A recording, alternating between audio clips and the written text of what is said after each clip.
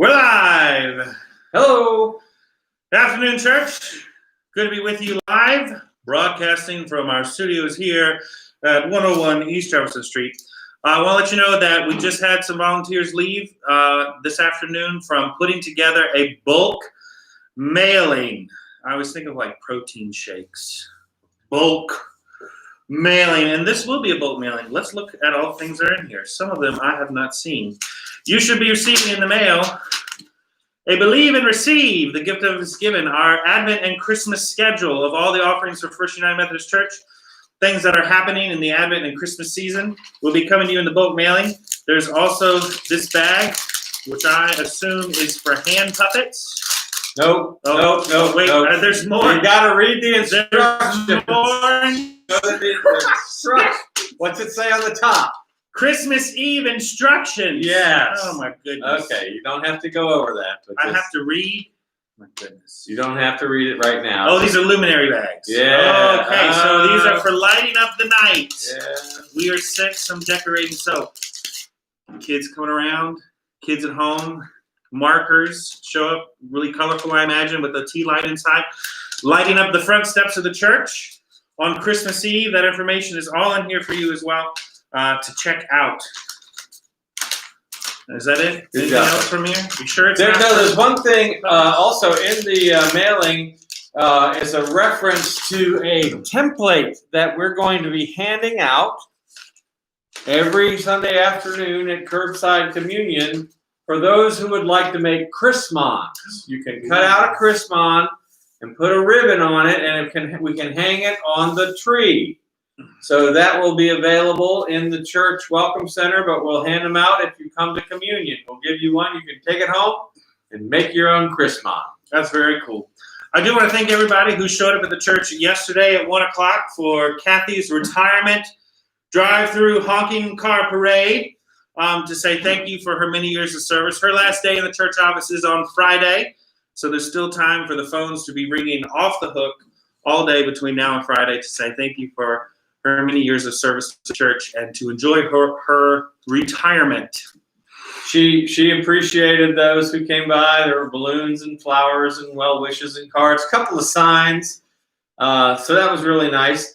Lindsay Harshman is also going off the staff. She's taking another job, but she did not want a parade or balloons or flowers. But she would love to hear from you. We've put her address and email address in the weekly bulletin or in the weekly email blast, so you can contact her. That's right. You got to look down from this, and you'll find her contact information. She would love to hear from you. I want to thank those of you who have already come to the church in family groups and taken up different tasks of decorating our church for Advent and Christmas. We have a Christmas tree up. You'll be seeing it on the 29th online service. We have people signed up to decorate the parking lot. Others to hang some wreaths. But I understand we haven't yet got anybody to volunteer to garland and decorate the front steps. So give us a call. If that's something you'd like to do, we will sign you up and you can come. It's best if you do it in a family group so we don't have to ignite the COVID protocols.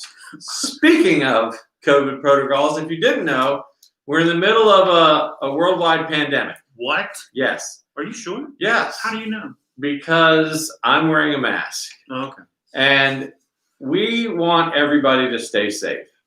But we also want you to stay connected. And if there are opportunities for you to gather with one another or contact one another, it's safest to do that by phone or email or Zoom.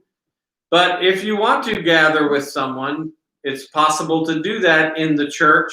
We ask that you contact the church office, leave the date and activity, and we will help you to fill out a COVID protocol so everybody knows how to stay safe if you use the church building.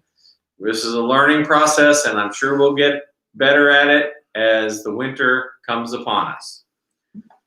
And lastly, I do encourage you, if you haven't been to our curbside communion, we've added the element of offerings. We've made our first delivery of diapers, so you're invited to continue to bring diapers through the month of December.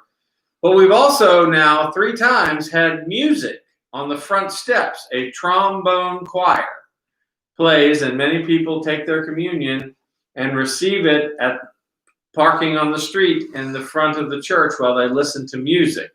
So the worship service is beginning to expand a little bit. It's a little bit more than just communion. And we're going to continue to experiment with that on what it means to gather safely. Right. And so different components being added. You know, we started just driving through, then offering baskets and diapers, now a trombone choir, next couple of weeks, a zip line. Followed by a bounce house, sparklers, and pyrotechnics. Fireworks as it gets darker at night. We'll have them going off on there. So you never know what you're going to find. That's 4 o'clock. 4 o'clock. Every Sunday, except for one Sunday coming up in December. But that information is down here at the bottom. That's right. So be on the lookout for that. So we look forward to seeing you if you can make it to curbside communion. If not, make an effort to contact us and let us know what's going on with you. It is good to know that we are going to celebrate Advent and Christmas in spite of the pandemic.